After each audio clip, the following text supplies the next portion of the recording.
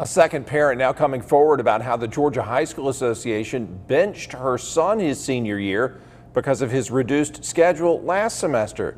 News Channel 6's Renetta Dubose has more. Luke McGann went back to school after Christmas break, looking forward to learning and playing soccer. But what he thought was a privilege provided to him his senior year turned out to be a nightmare instead. He lives soccer, he breathes soccer, soccer is his love. He's hoping one day to play soccer in college. He's been kicking the ball to the goal on the soccer field since he was a kid.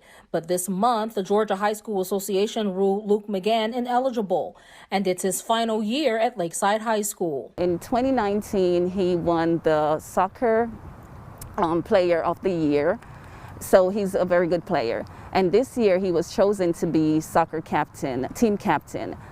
Clavelyn Jeffrey McGann tells us her son is now leading his team from the bench. She says it all started back in the fall when Luke tested positive for COVID-19 and missed a few weeks of school. But since he's a senior, he was eligible to take a reduced class load. She says his counselor scheduled him for those 4 classes and he passed them too. But what they did not take into consideration was the GHSA's bylaws, which state athletes must carry 2.5 units to play. That means 5 classes in Columbia County. He's always made good grades. We've never had any issues with him. And it's just, to me, not fair. And I'm wondering where's the justice for my son to allow him to continue playing soccer. McGann says she reached out to the GHSA and was told the school must handle the situation. We reached out too, and it's true. Lakeside must file an appeal, and that has not been done yet. McGann is taking 5 classes this semester, but was told he's still benched because of last semester's credits. The GHSA says the Department of Education actually sets the unit requirement, so its bylaws won't change unless the state makes a move.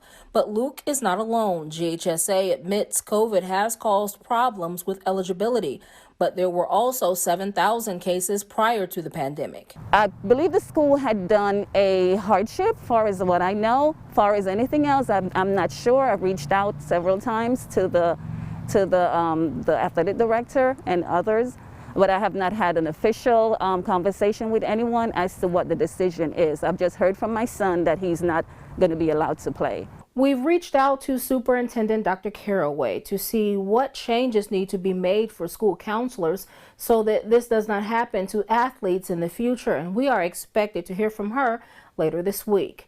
In Augusta, Renetta Dubose, WJBF News Channel 6.